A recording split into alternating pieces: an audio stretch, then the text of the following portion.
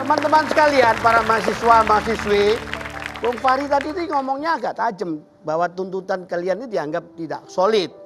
Anda mengkritik para demonstran itu dong sekarang ya? Sebagai senior tentu saya menyarankan. Nggak takut Anda nanti di demo balik gitu. Saya ini lagi ngasih rumus supaya demonya agak lama. Oh gitu. Nah, cuman kan dulu kan Anda demo tahun 98. Nah, sekarang kan malah di demo. Gimana rasanya itu? Saya kira itu harus disyukuri. Ya. Artinya telah lahir generasi baru yang punya keberanian dan pembacaan politik yang lebih luas begitu ya.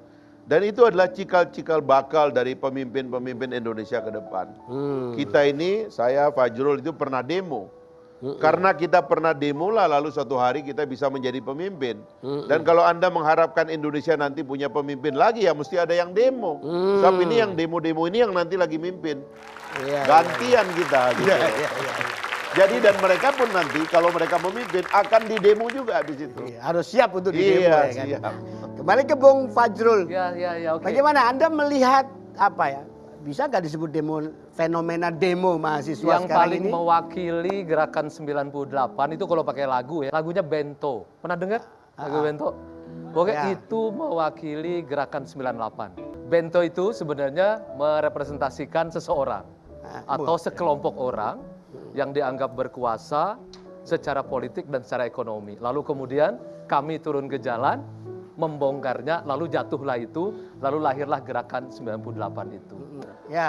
Jadi kalau melihat ini Om Maya, sedikit diteorikan ya, sebenarnya ada dua karakter gerakan mahasiswa itu.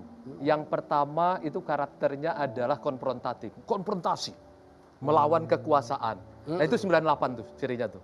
Karena ini kekuasaannya anti demokrasi, mahasiswa dan rakyat mewakili gerakan kaum yang pro demokrasi.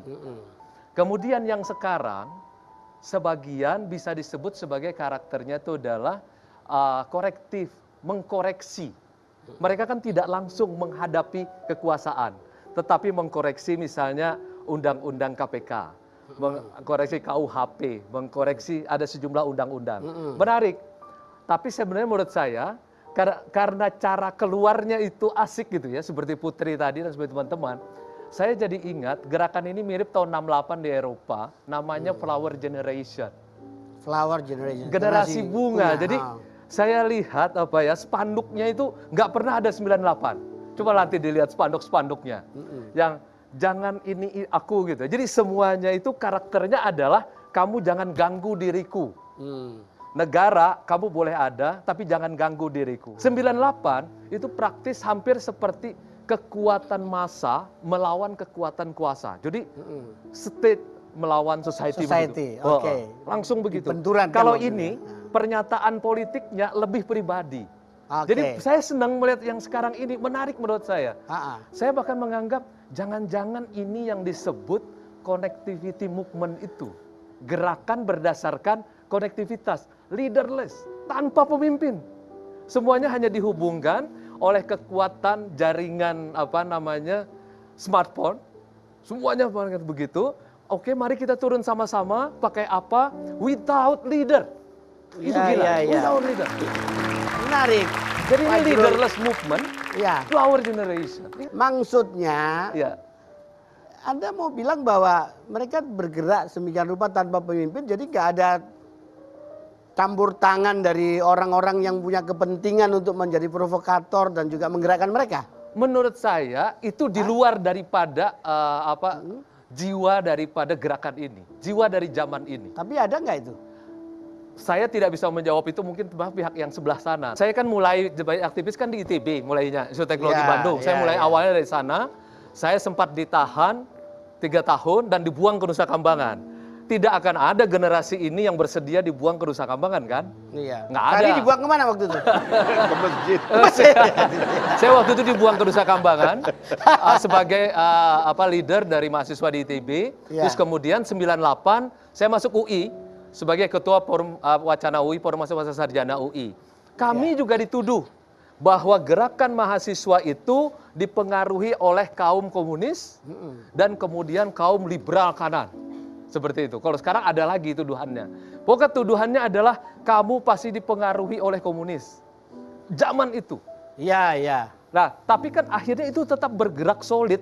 Karena apa? Karena satu gagasan yang solid ditambah dengan kepemimpinan, organisasi, dan momentum yang memang nggak bisa dijalankan. Tahun 66 ketika ekonomi runtuh 600%, inflasi sampai 600%, dan kemudian di tahun 98 minus 11-12%, Ya, 13% bersatu dengan politik yang anti demokrasi. Jadi gini, rumus perlawanan kalau mau menggulingkan pemerintah itu cuma dua, atau cuma satu, kawinkan kesulitan ekonomi dengan kediktatoran politik pasti akan jatuh. Jadi kalau sekarang, kalau saya disuruh meramal berdasarkan 66 dan 98, tidak akan bisa mengganggu kekuasaan. Karena pertumbuhan sekarang tumbuh 5%. Ya. Sementara politiknya demokrasi. Akibatnya perlawanannya hanya bersifat koreksi, joyful. Ya, ya. Oh, joyful ini. Ini joyful. Joyful demo. Asik gitu ya. Dan semuanya berarah Menarik kepada diri. istilahnya. Ya. Itu menarik, tulis di kolom bagus tuh. Joyful demo. Jadi, cara mengorganisirnya bukan cara kami. Dulu turun ke rumah-rumah. Makan Indomie, bawa Indomie, masuk ke rumah kawan, segala macam begitu. Sekarang enggak. Organisasinya melalui smartphone. Hei, turun yuk. Ngapain? Ke sana gitu. Daripada Gitu. bengong, Jalan-jalan. Enggak ada. Kan menarik. Jadi Ya, ini ya, ya, konektivitasnya itu. Jadi ada zamannya berubah, teknologinya berubah, cara mereka mengorganisir diri berubah, dan kemudian yang dilawan pun jadi berubah. Ya, Sifatnya ya, ya. menjadi personal. Asmara yang terindah mewarnai bumi, yang ku cinta menjanjikan aku. Saya ini Banyak. 7 jahitan nih, demonstran nih. Oh, Anda lebih Nah, parah ini lagi ya? tanda orde baru nih. Ini tanda tangan orde baru di Coba kepala lihat, saya. lihat. Boleh lihat ini.